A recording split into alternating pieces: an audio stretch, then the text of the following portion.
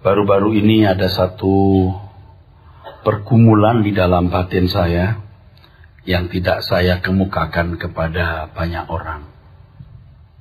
Saya hanya sampaikan kepada 1-2 orang yang betul-betul dekat. Dan baru kemarin waktu pendalaman Alkitab saya singgung sedikit, saudara. Dalam perjalanan hidup sebagai pelayan jemaat, saya terpikir, saudara, mengapa saya harus capek, harus lelah, harus mikir berat. Ada pekerjaan-pekerjaan yang itu menyita perhatian, pikiran, dan menjadi beban di dalam jiwa saya. Saya persoalkan, mengapa saya harus melakukan pekerjaan ini? Mengapa saya harus mengambil proyek ini? Apa untungnya bagiku? Kalau tidak, saya bisa tidur lebih nyenyak, bisa planning untuk jalan-jalan ke luar negeri, planning untuk beli sesuatu seperti yang orang lain miliki. Suara daging mengatakan, ya mestinya tidak usah capek-capek, tidak usah repot-repot. Seakan-akan saya menuduh diri saya sendiri. Kamu banyak maunya. Kamu banyak maunya.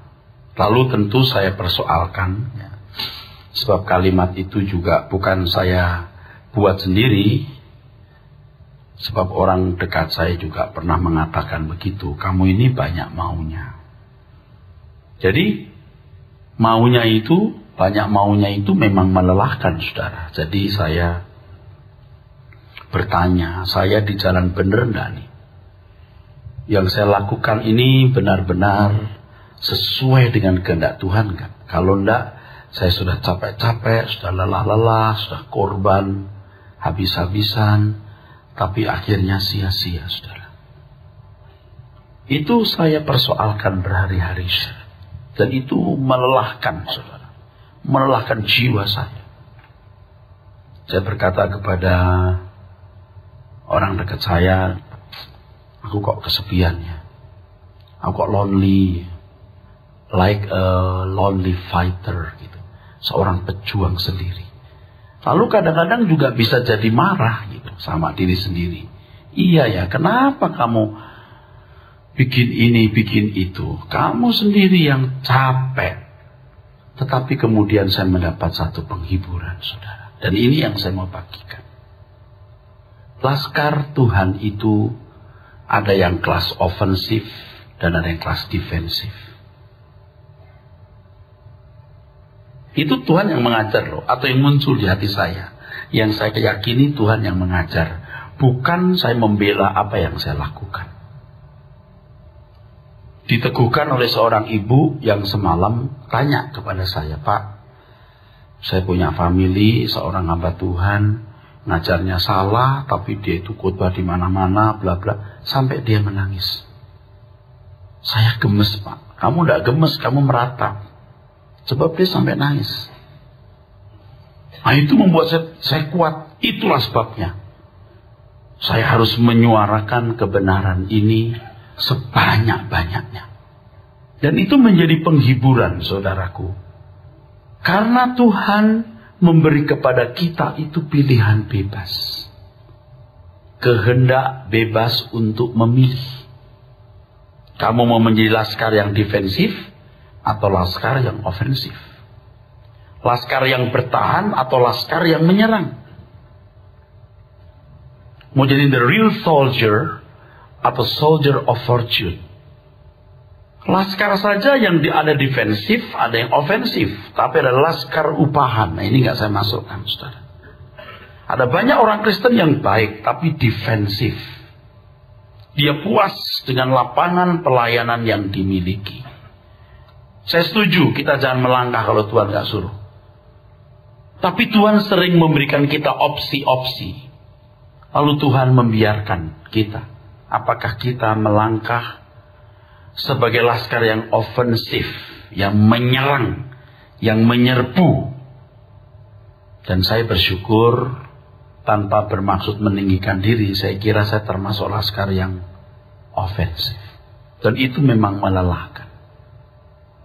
Tetapi ada satu lagi penghiburan yang saya mau bagikan. Yang pertama, saya menerima diri saya sebagai seorang laskar yang ofensif. Saya harus menyerbu ke wilayah musuh. Saya bukan bertahan, tapi saya menyerbu. Nah, di sini saya melihat sahabat-sahabat, teman-teman saya bisa ngikutin saya. Mungkin mereka berpikir, saya punya mau sendiri.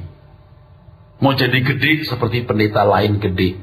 Maaf ya, kita sudah mendengar kebenaran sedalam ini. Kita sudah nggak mau cari nama, bro. Ya, kita udah nggak mimpi punya gedung gereja besar, jemaat banyak. Oke, kita punya komitmen so far sejauh ini. Kita tidak bangun gereja di tempat lain, hanya di Jakarta, paling Jabodetabek. Ke wilayah-wilayah di luar Jakarta kita tidak bangun gereja. Walaupun diberi kesempatan, walaupun diberi peluang. Kita tidak mau jadi kompetitor. Kita membagikan firman Tuhan. Yang masih menjadi beban saya adalah bagaimana saya punya pelajaran-pelajaran untuk anak-anak. Supaya anak-anak di pertengahan minggu punya bahan ajar. Kalau saudara-saudara kita sebangsa setanah air, orang muslim bisa mengajarkan anak mereka ngaji tiap malam. Kalau orang-orang Yahudi juga mengajarkan Taurat kepada anak-anak mereka tiap hari. Kenapa orang Kristen hanya sekolah minggu 1 minggu sekali? Itu pun juga saudaraku sekalian, belum tentu memadai. Itu ofensif. Belum. Bagaimana kita mewarnai pikiran orang-orang muda remaja kita dengan kebenaran.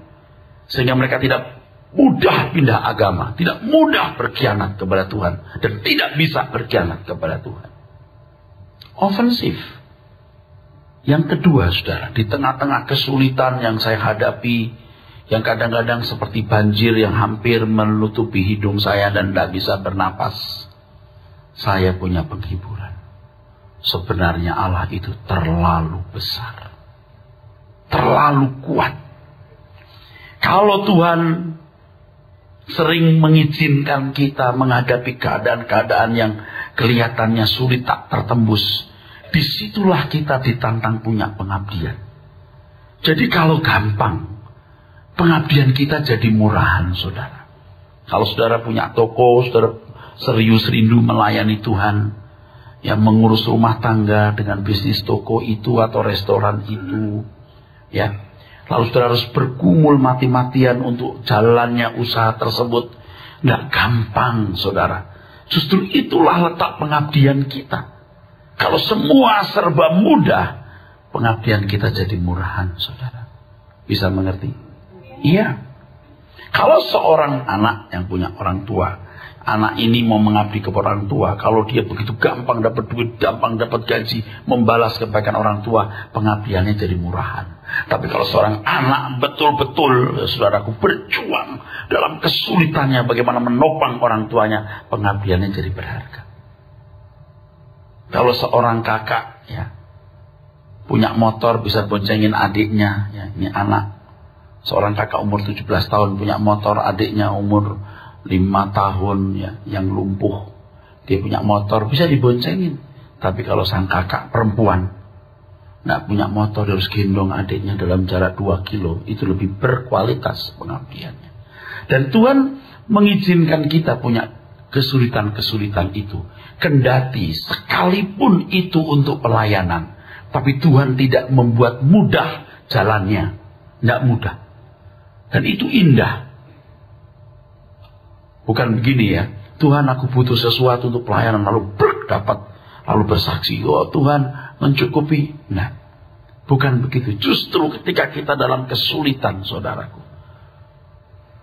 nah disitulah Tuhan melihat seberapa kita punya kesungguhan, saudara. Lebih dari itu, ya, Tuhan mau mengajar kita, kalau kita berkarya bagi Tuhan, lalu ada prestasi yang dicapai, Tuhan mengendaki kita tidak mengambil kemuliaan Tuhan setitik pun. Tadi waktu sore atau siang tadi, saya berlutut, saya berdoa. Sebenarnya saya mau tidur, tetapi tidak bisa tidur. Di tempat tidur malah bahasa roh. Akhirnya saya berlutut ya. Bukan di tempat tidur, tapi di tempat matras gitu. Bentarlah, wah nggak bisa. Saya malah bahasa roh, saya berlutut. Lalu saya katakan begini, Tuhan, tak setitik pun yang berhak ku miliki dalam hidup ini. Tak setitik pun. Ajar aku untuk menggunakan semua dengan tulus untuk kemuliaan-Mu. Dan ini memang tidak mudah karena kita harus punya kecerdasan roh. Di mana kita mesti mengerti kehendak Tuhan, saudaraku. Untuk melakukan apa yang Dia kehendaki dalam hidup kita. Nah, saudara catat baik-baik apa yang saya katakan ini. Anda mau jadi laskar yang ofensif atau hanya defensif. Dan saya mau beritahu bahwa pelayan Tuhan yang berdiri di belakang mimbar ini banyak maunya. Saya kalau ingat bahwa umur saya tinggal 25, 20, 30 tahun. Wah, cepat saudara, cepat ini. Cepat rasanya. Ya, kalau kita lihat kampus di mana kita pernah kuliah, rasanya baru kemarin kita kuliah di sini. Itu 25-30 tahun yang lalu.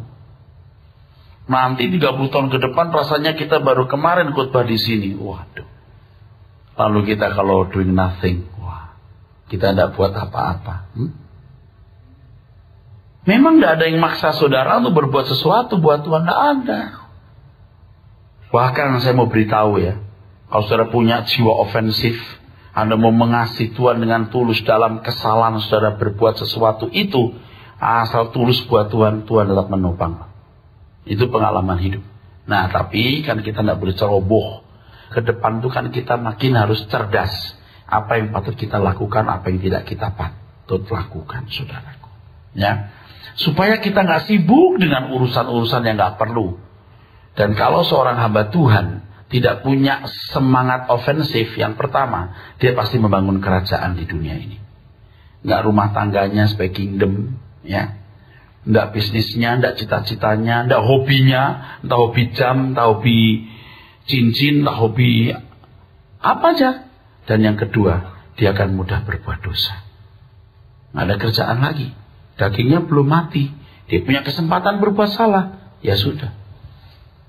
Tapi kalau punya jiwa ofensif, waduh saudara. Nah, orang yang paling tahu soal ini itu istri saya. Bahwa keluarga saya bukan kingdom saya. Harus saya perhatikan, tapi bukan kingdom saya. Kingdom saya adalah kerajaan Allah. Dan keluarga saya bagian dari kingdom itu. Nah, sekarang puncaknya nih. Saudara kan punya masalah, betul nggak? Tuhan itu terlalu besar. Tuhan terlalu kuat. Amin, saudara. Yakin ya? Terlalu besar, terlalu kuat. Jadi kalau saudara sekarang ada di sini, jangan mikir seakan-akan saudara tidak punya masalah. Masalah saudara cuma satu, mau mengerti firman Tuhan dan hidup sesuai dengan apa yang Dia kehendaki. Tuhan pasti membela saudara. Pasti sudah jadi biji mata Allah. Kalau saya punya persoalan besar ya saudaraku, saya tidak cerita kepada istri. Karena istri saya sudah banyak masalah. Saya suka pendam sendiri. Tapi dia tahu, kamu ada apa ya gitu. Saya diam aja. Kamu sampai tidur aja ngomong. Kamu tidur tapi dahimu mengkerut. Matamu gerak-gerak. Ini ada masalah ini. Tapi saya tidak cerita. Aku lihat kamu jatuh dari atas jebret. Lalu di bawah ada itu. Kamu ada masalah. Ya, saya salah ambil keputusan. Tapi saya tidak kasih tahu dia. Itu dulu, itu mungkin 4-5 tahun yang lalu. Aku lihat kamu lagi ngelukis di pinggir pantai. Disapu ombak, rusak gambarnya. Kamu gambar lagi, rusak lagi. Lalu kamu berkata, satu hari nanti akan jadi gambar ini. Ya, dan saya memang orangnya punya apa namanya, bakat nekat aja deh pokoknya. Kalau belum kesampaian ya saya kejar terus. Wah, banyak masalah, tapi saya terus. Kesampaian, saudara. Pokoknya kesampaian aja. 1 kali gagal, 2 kali gagal, terus pasti kesampaian. Tuhan itu terlalu besar, saudaraku. Saya bukan tidak punya masalah, saya juga punya masalah. Dan saya ingatkan, kalau saya kelasnya harus sudah masalah pelayanan, bukan masalah saya pribadi. Tapi besar-besar, saudaraku. Nah, karena banyak maunya tadi. Kalau bisa sih, udahlah, nggak usah begini-beginian gitu. Tapi seorang laskar yang model ofensif begini, wah, nggak bisa. Gatel kita, saudara. Lihat pekerjaan Tuhan itu kita gatel, saudara. Ada aja yang mesti dimauin. Nah, kalau saya punya masalah, saudara, saya taruh di tangan Tuhan dan saya percaya Dia terlalu besar menyelesaikan. Lalu saya memperhatikan firman. Saya mau khotbah sebaik-baiknya. Saya persiapan khotbah sebaik-baiknya. Supaya pikiran saya nggak terganggu oleh, supaya kerjaan saya nggak terganggu oleh pikiran. Saudara juga begitu. Entah masalah itu akibat kesalahan saudara atau bukan. Kembalikan ke Tuhan lalu katakan, Tuhan, aku mau jadi laskar yang ofensif. Tapi kalau nggak mau, nggak dipaksa. Tapi saya jamin Anda nyesel. Begitu memandang kemuliaan Tuhan suatu hari nanti, iya kenapa gua nggak bela beliau? Betul? Kalau pejabat di dunia ini belum jadi pejabat, calon pejabat ya saudara, ya didukung habis-habisan gitu oleh seorang pengusaha. Begitu dia jadi pejabat yang baik, dia tidak lupa. Nggak lupa budi baik orang-orang ini. Tapi ada yang lupa juga. Dari dukung, habis-habisan, tidak balas budi. Ya lupa. Ditemuin dan nggak bisa, bilang sibuk, handphonenya diganti. Aduh, Anda yang begitu dan saya juga sudah mendengar. Tapi kalau Maharaja kita, Tuhan Yesus Kristus, nggak akan lupa apa yang saudara perjuangkan buat Tuhan. Walaupun juga sebenarnya Tuhan nggak butuh kita. Nggak butuh, Tuhan terlalu kuat. Tetapi kalau Tuhan masih memberi kita kesempatan untuk menunjukkan cinta kita, itu anugerah, saudaraku. Nah, saya memahami prinsip kehendak bebas ini.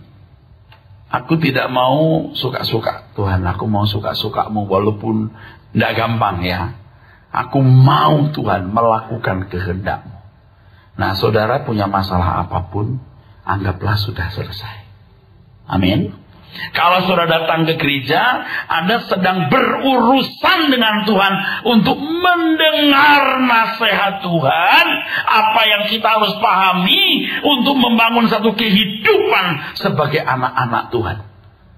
Masalah, problem kita selesaikan nanti dengan tanggung jawab, dengan kerja keras. Amin. Dan Tuhan pasti menolong. Supaya saudara merdeka dengan teduh duduk seakan-akan tidak punya masalah. Ini bukan bermaksud untuk masa bodoh dengan masalah, tetapi kita percaya karena Tuhan besar, kuat, maha dahsyat, dan Dia di pihak kita, Dia membela kita. Pasti kita aman di tangan Tuhan. Bahkan semua hasil dari semua pergumulan kita pasti baik adanya kalau kita mengasihi Dia. Jadi ini harus dikobarkan dari diri sendiri. Tuhan, masalahku besar, tapi saya tidak anggap itu masalah. Aku mau duduk, aku mau mendengar firman-Mu. Didik aku Tuhan, ya, bentuk aku Tuhan. Dan saya ingatkan saudara, waktu ini cepat berlalu, percaya. Apalagi usia 60 dan 65, aduh, cepat. Nanti kalau udah drop tubuh saudara, dropnya cepat. Sekarang masih kuat, begitu drop, langsung tidak bangun. Tapi saudara, sudah ada di sini saudaraku. Sudah mendengar kebenaran ini. Wah. Saudara sudah mendengarkan pembaringan terakhir. Saudara siap memasuki pembaringan terakhir itu. Amin. Firman ini merubah watak kita, merubah karakter kita, supaya dimanapun kita berada, kita menjadi keteduhan bagi banyak orang. Amin. Saudara bersukacita? Bisa mengerti ini? Pokoknya merdeka ya saudara. Masalah apapun. Ada dan berkata, enak pendeta ngomong gak punya masalah. Bro, you punya masalah belum tentu lebih besar dari masalah saya bro. Percaya bro, percaya. Allah pendeta masalahnya apa? Iya. Saya laskar yang ofensif. Saya menyerang masalahnya. Problem saya banyak di situ. Problem saya banyak. Kadang-kadang memang tadi saya katakan kayak mau marah sama diri sendiri. Kenapa sih kamu mau begitu? Kenapa sih banyak maunya? Ya saudara, siapa sih orang yang mau susah? Siapa sih orang yang gak mau tiong-tiong, relax? Tapi kalau kita ofensif, ada lagi satu loh saudara, tambahannya, pengen tahu. Allah pelihara saudara sempurna. Spesial. Pasti. Jadi saudara sekarang anggap tidak punya masalah, sekarang dulu dia mendengar firman, lalu jadilah laskar yang ofensif. Bukan defend. Bukan bertahan, tapi menyerang. Makanya Anda harus sehat, cari duit, giat, lihat kanan kiri apa yang bisa jadi uang yang halal ya. Loh, mesti begitu. Mesti begitu. Bagaimana jaga kesehatan, bagaimana mengembangkan karir, bagaimana berhemat, bagaimana nggak perlu beli barang yang tidak perlu dibeli. Saya mengerti untuk kelas laskar ofensif ini. Laskar yang menyerang ini untuk orang-orang yang sudah melewati tahap-tahap tertentu, sudah tidak egois lagi hidupnya. Dia udah nggak mikir jam tangannya merek apa, bajunya bagus atau enggak. Yang penting aku pantas. Tapi herannya orang-orang seperti itu dipelihara istimewa. Percaya deh, diistimewakan sama Tuhan. Percaya deh saudara. Nah kalau saudara tidak mau laskar ofensif, serugi.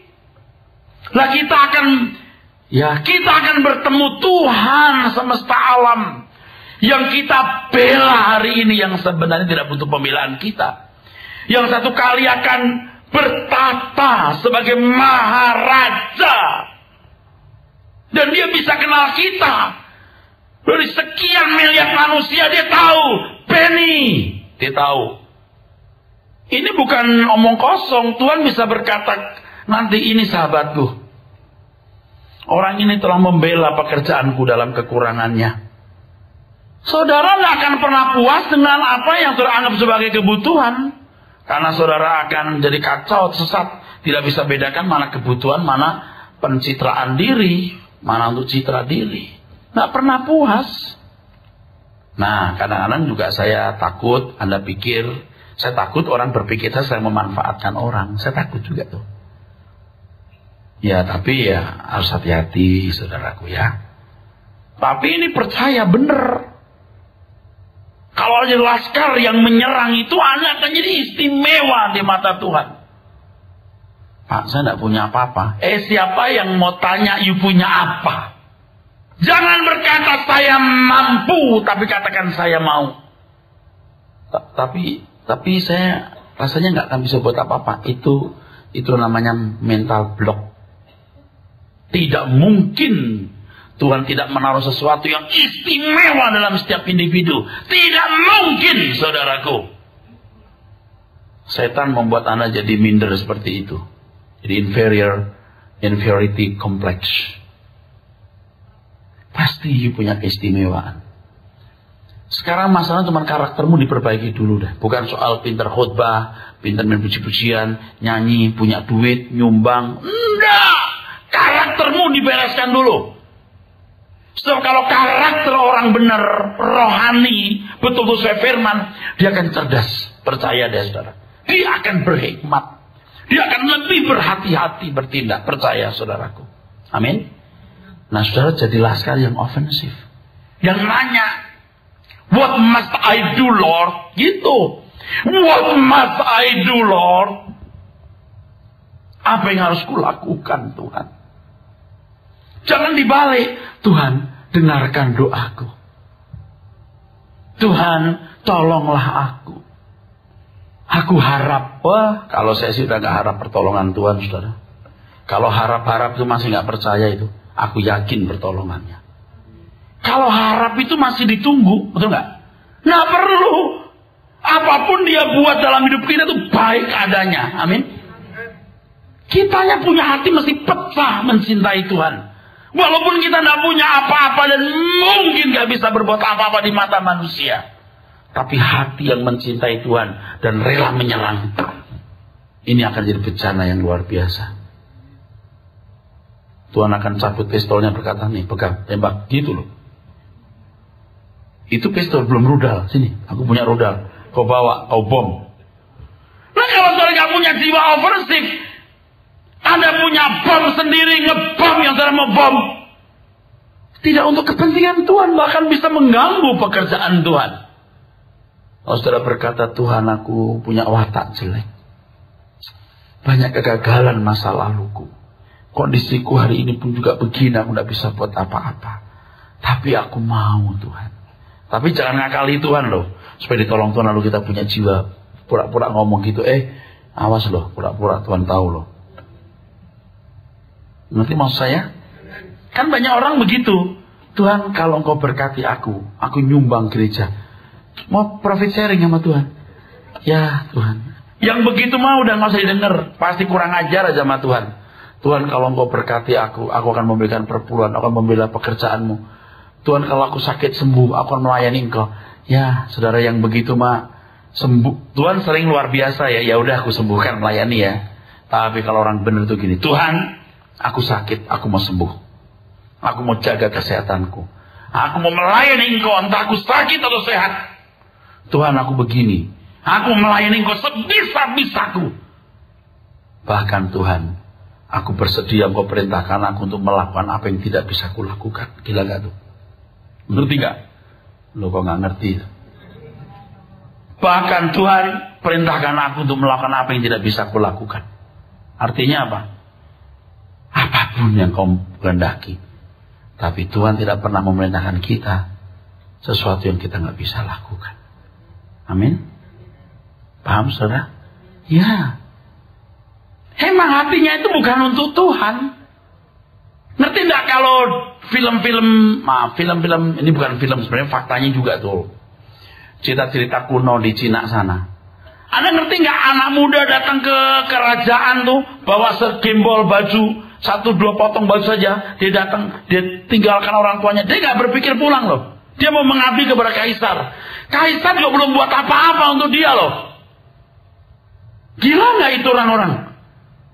Demi kejayaan kaisar. Karena kaisar dianggap keturunan dewa. Wah, kebanggaan bisa mati untuk kerajaannya, untuk kaisarnya. Ya, dia selama jalan tuh gak mikir bakal balik. Gak boleh mikir bakal balik untuk jadi prajurit yang gagah perkasa. Kalau dia diperintahkan untuk melakukan setugas, dia gagal, dia pulang, dia bawa ini peso. Yes, di depan rajanya, aku mengecewakan Baginda. Benar nggak? Itu bukan dongeng, fakta-fakta kehidupan telah ada. Makanya bisa dilukiskan dalam bentuk film. Bisa arah kiri begitu, saudara. Kalau kita kiri kanan. Keselamatan yang diberikan kepada kita tuh nggak bisa kita beli. Nggak bisa, saudara. Nah sekarang kalau kita ngajarin orang ya saudara, seolah-olah orang tuh berhak menuntut. Berhak minta, ya enggak apa-apa, itu anak kecil tuh gitu. Tapi kita kan mesti jadi tua, bahwa kita tidak berhak menuntut apapun kepada Tuhan, tapi membiarkan Dia menuntut kita, bahkan menuntut apa yang tidak bisa kita lakukan. Dia berhak. Yang diajari kok klaim janjinya, janji yang mana? Klaim. Kaleng kali. Klaim itu tuntut loh, Tuhan kok dituntut loh. Saudara bisa paham? Tahu bagaimana bisa ajaran begitu lebih laku, saudaraku. Itu agama kafir tuh begitu. Cara ngajarin. Beragama itu karena mau minta pertolongan supaya jalan hidupnya lancar, diberkati, dilindungi. Kita itu anak. Pasti dilindungi. Telah diselamatkan, diciptakan, disediakan kerajaannya. Lah kok kita masih mau minta ini, minta itu dan memanfaatkan Tuhan loh. Saudara, kita itu bersyukur mendengar kebenaran seperti ini, saudara. Kita akan semangat bekerja. Semangat jaga kesehatan. Dan jadilah sekali yang ofensif. Anda nggak usah bantu saya ya kalau saudara berpikir saya sedang kampanye nih. Kayak pilkada aja. Ini bukan pilkada juga bukan pilkadal. Saudara doa. Saudara tanya Tuhan, di mana tempatmu harus mengabdi kepada Tuhan? Nggak harus juga di gereja di mana saya melayani. Cari pendeta yang Tuhan taruh dalam hatimu untuk saudara bantu. Dukung dia dalam pelayanan. Atau nggak usah pendeta, yayasan, sekolah, atau apapun. Pokoknya apa yang diperintahkan Tuhan untuk saudara lakukan, lakukan itu. Nah, ibu-ibu ini banyak yang sudah mulai masuk otak. Jadi banyak yang rasanya udah nggak bisa apa-apa. Ya udah, hidup saya begini. Oh jangan, saudara. Saudara masih berarti. Saudara ya, jangan juga rajin ke suara kebenaran tambah pinter, tapi saudara nggak berbuat apa-apa. Setan membuat Anda itu nyaman-nyaman saja. Jangan. Ayo kita ofensif. Ayo kita nyerang. Ayo kita nyerbu. Kita masuk daerah musuh. Kita masuk daerah musuh. Atau Anda hanya bertahan dan musuh masuk di daerahmu. Amin, saudara. Ayo ofensif, saudaraku. Kalau saya bilang ofensif itu nggak harus terus, Pak saya jadi aktivis, nggak terima aktivis. Bekerjalah lebih giat. Carilah uang lebih baik. Hematlah, jaga kesehatan. Perbaiki hubunganmu dengan lingkunganmu. Perbaiki hubunganmu dengan pasangan hidupmu. Hubunganmu dengan orang tua dengan mertua. Jangan jadi batu sandungan. Ofensif, itu maksudnya. Perbaiki hidupmu, jaga kesehatanmu. Buat hubungan yang baik dengan orang-orang sekitarmu. Kerja lebih keras. Lebih hemat. Jauhi pergaulan teman-teman yang tidak takut akan Allah. Itu ofensif itu. Ofensif. Aktif. Bertindak. Sampai nanti Tuhan akan beri saudara kepercayaan yang luar biasa untuk melakukan pekerjaannya. Saudara nanti akan melihat surga itu dekat di mata saudara. Dekat. Kalau orang sudah berjuang nyata buat Tuhan, dia tidak punya pilihan lain dalam hidup ini. Pilihannya adalah pulang ke rumah Bapa di surga dan disambut olehnya. Saya mau tanya, kalau saudara meninggal disambut nggak? Sebagai pahlawan, as a hero. Saya khawatir saudara nanti meninggal juga nggak dipandang oleh Tuhan. Malaikat-malaikat juga buang muka gitu. Bukan jangan gitu Pak, ya gitu keadaanmu kok jangan gitu. Filipi 1:21 dibaca dulu. Karena bagiku hidup adalah Kristus dan mati adalah keuntungan. Terus? Tetapi jika aku harus hidup di dunia ini, itu berarti bagiku bekerja memberi buah. Jadi mana yang harus kupilih, aku tidak tahu. Aku didesak dari dua pihak. Aku ingin pergi dan diam bersama-sama dengan Kristus. Itu memang jauh lebih baik. Tetapi lebih perlu untuk tinggal di dunia ini karena kamu. Dan dalam keyakinan ini taulah aku akan tinggal dan akan bersama-sama lagi dengan kamu sekalian, supaya kamu makin maju dan bersuka cita dalam iman. Oke, cukup. Saya itu membayangkan hidupnya Paulus, saudara. Apa sih yang disenangin orang ini? Keluarga nggak punya, saudara. Dia punya fisik menurut analis bukan fisik yang kuat. Dia badannya kecil, kakinya agak bengkok dan seterusnya. Pokoknya fisiknya tidak meyakinkan Paulus itu. Tapi hatinya itu mencintai jemaat itu begitu luar biasa. Dari tulisan-tulisannya itu dia begitu merindukan ketemu jemaat. Dia merindukan jemaat bertumbuh dalam Tuhan. Aduh, nasihatnya itu mahal-mahal, saudaraku. Dengan cucuran air mata aku menulis surat ini. Karena di antara kamu menjadi seteru salib Kristus. Tidak tahukah bahwa kita ini warga negara surga? Waduh, dan seterusnya. Coba dihayati. Dan menurut, ya pasti kita setuju ya. Dia itu punya hati seperti tuannya atau majikannya Tuhan Yesus Kristus. Dan kita juga bisa kalau kita mau. Amin. Bagiku hidup adalah Kristus. Dan kalau aku mati, untung.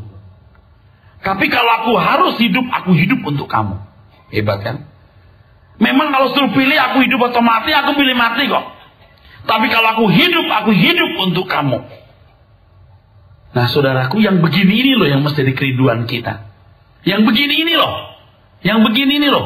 Udah jangan mikir yang boten-boten. Tapi ini tidak membuat saudara jadi tidak kerja keras, jadi aneh. Oh enggak. Percaya deh saudara. Justru Anda punya kinerja luar biasa. Jadi kokoh menghadapi segala tantangan hidup. Jangan memanjakan perasaan. Jangan mendayu-dayu, melo-melo. Jangan. Kita harus kokoh. Ibu-ibu terutama. Amin. Ibu-ibu dulu. Amin. Bagiku hidup adalah Kristus. Dan kalau aku mati, untung.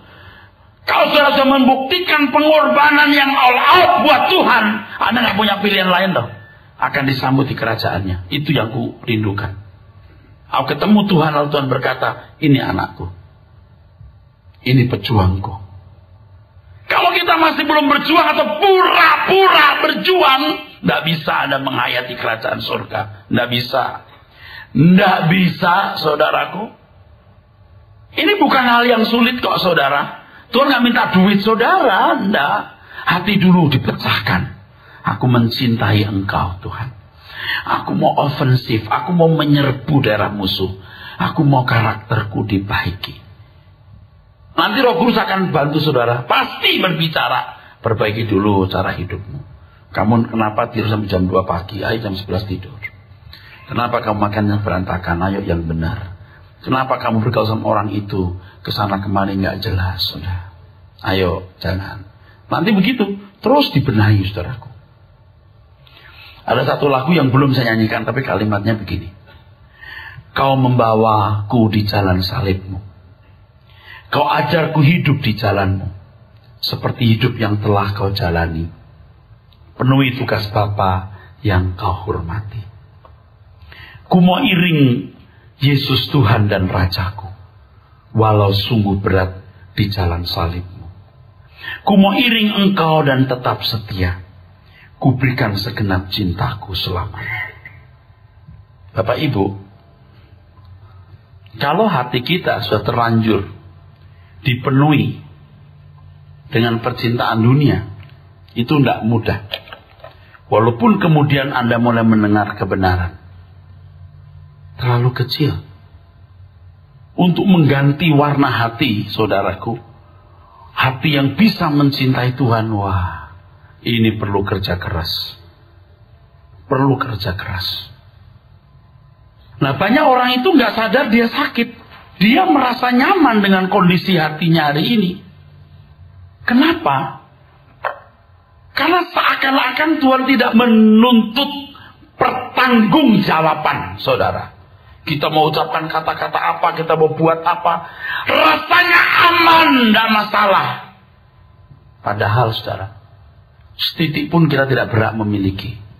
Semua adalah milik Tuhan. Amin. Waktu, tenaga, pikiran kita.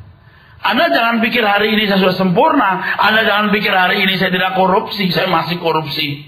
Waktu, perasaan masih tersinggung yang tidak perlu saya tersinggung. Itu korupsi. Anda jangan pikir saya sudah ada korupsi. Masih sekian persen masih ada. Saya kira masih ada. Saya kira iya. Tapi saya berusaha terus supaya sebelum saya meninggal saya didapat Tuhan sempurna. Tidak ada korupsi lagi. Korupsi itu bukan hanya duit loh.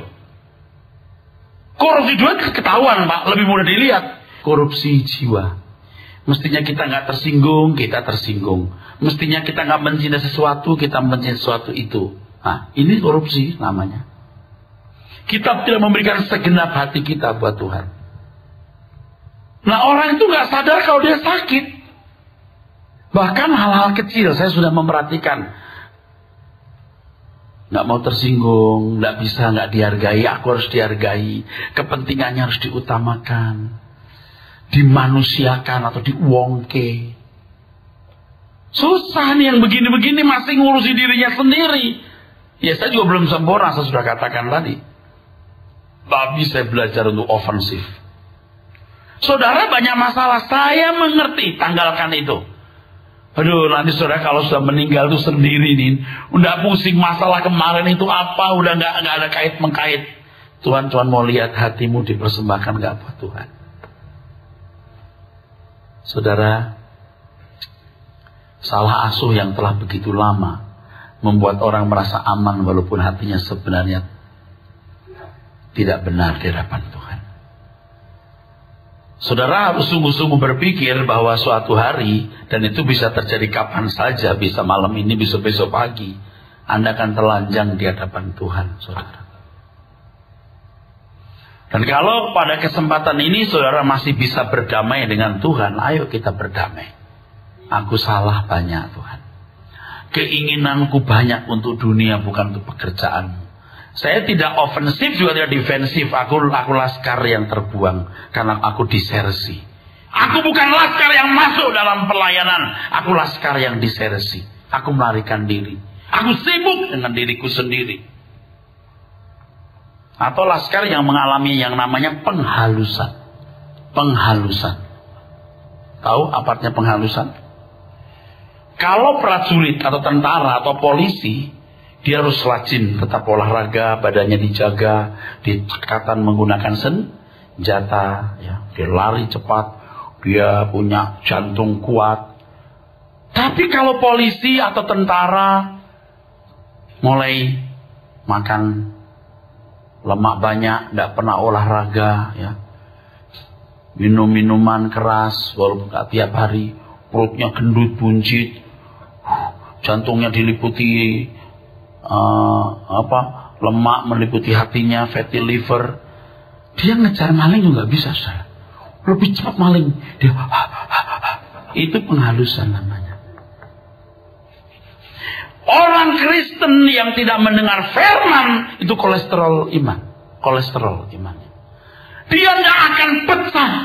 Tidak mudah pecah untuk Tuhan. Tidak akan mudah pecah untuk Tuhan.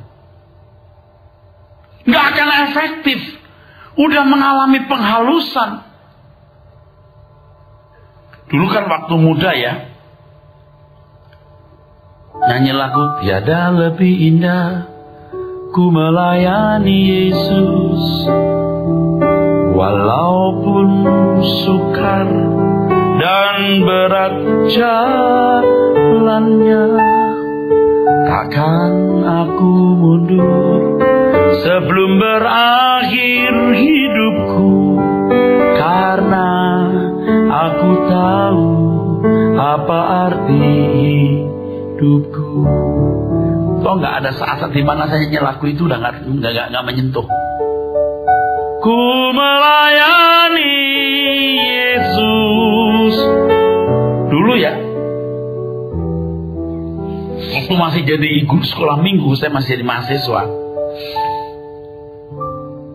Saya mau penginjilan ke Banten. Kalau sekarang penginjilan orang dari gereja ke gereja. Kalau saya penginjilan langsung masuk daerah dekat Baduy situ. Saya nenteng koper. Bisa pulang nggak bawa koper? Ya. Sudah mau pergi ke sana, anak sekolah minggu di daerah Pondok Cabe Priok kebanjiran. Saya masih sempat ke sana. Saya masih sempat menitipkan mie instan. Padahal ongkos saya pergi aja pas-pasan, saudara. Wah, itu semangatnya luar biasa loh. Kalau sekarang penginjilan dari gereja ke gereja, ditampung di rumah jemaat, saya enggak loh, enggak jelas mau tidur di mana loh. Berani loh itu. Berani loh. Saya dulu pulang, wah luar biasa itu. Kalau nyanyi lagu ini tuh, ku melayani Yesus. Wah, hancur hati. Tapi setelah naik mobil bagus, ku melayani, gak hancur, penghalusan. Tahu nggak? Ngerti maksud saya? Udah nggak berani pecah. Tapi saya bersyukur Tuhan tobatkan saya kembali.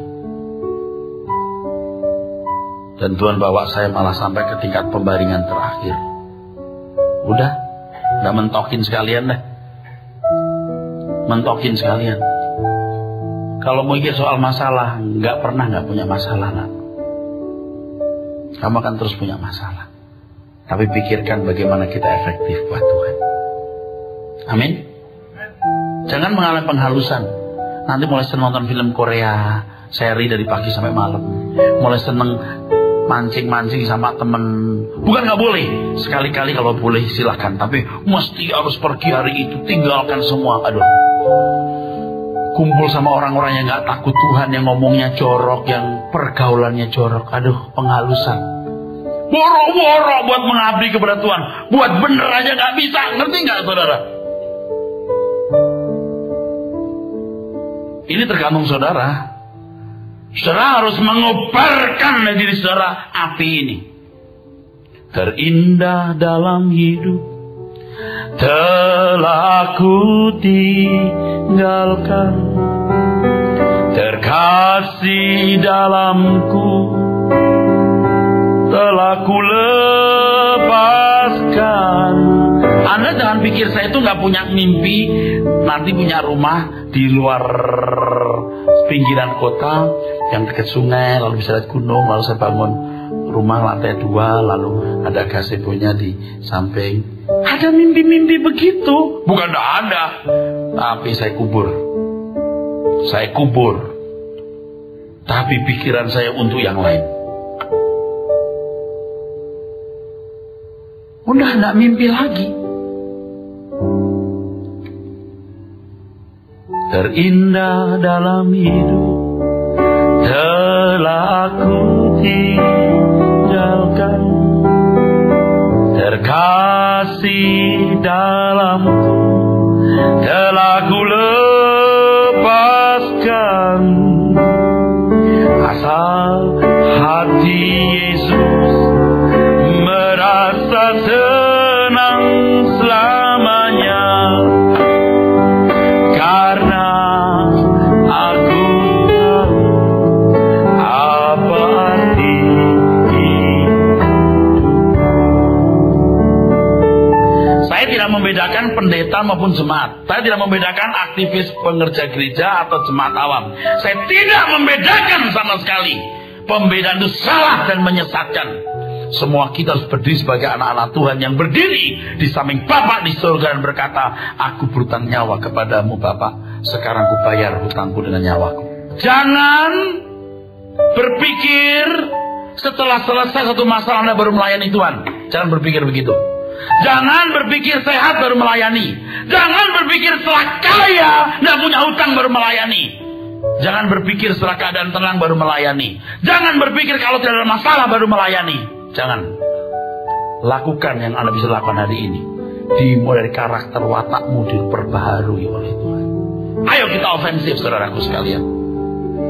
Ya, logikanya saja gembala ini tidak mikir buka gereja di mana-mana, berkibar, enggak. Percaya dah, enggak.